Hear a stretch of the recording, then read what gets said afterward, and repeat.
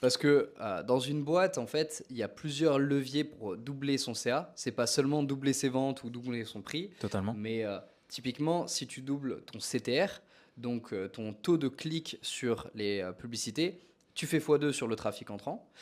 Si tu fais fois 2 sur, le taux de conversion de la LP, tu fais fois 2 aussi sur le chiffre d'affaires parce que derrière, tu as 2 fois plus de rendez-vous. Si tu fais fois 2 sur le watch time de ta VSL, tu fais fois 2 sur ton chiffre d'affaires. Donc en fait, il y a plusieurs canaux à exploiter et toi, derrière, tu vas être très minutieux sur chaque petit canal d'acquisition et de conversion pour aller exploiter au mieux ces chiffres. Et, euh, et, et ça, tu le fais pour toutes les entreprises que tu accompagnes à l'heure actuelle. Ouais, que j'accompagne ou que j'ai accompagné, c'est exactement ça. Ça va être, si tu veux, de voir l'image d'un bateau qui avance avec une équipe et de voir un petit peu où est-ce que ça fuit.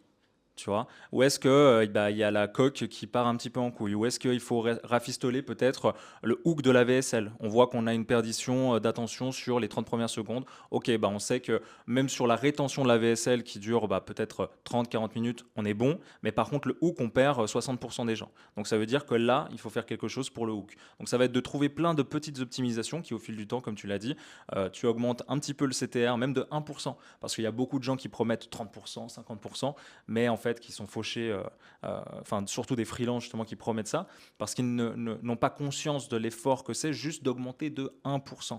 Et comme tu l'as dit, tu augmentes de 1%, juste un CTR, tu fais peut-être même x2 sur le business. Donc c'est juste énormissime comme effet Un, de levier, un CTR à 1%, c'est déjà énorme. tu La, vois. la moyenne, c'est, on va dire c'est 0,7, tu vois, de CTR. Derrière, effectivement, si tu la doubles et que tu passes à 1,4, c'est juste un travail titanesque. Et ceux qui promettent des choses sans même savoir et sans même l'avoir fait au préalable, C'est ça. c'est...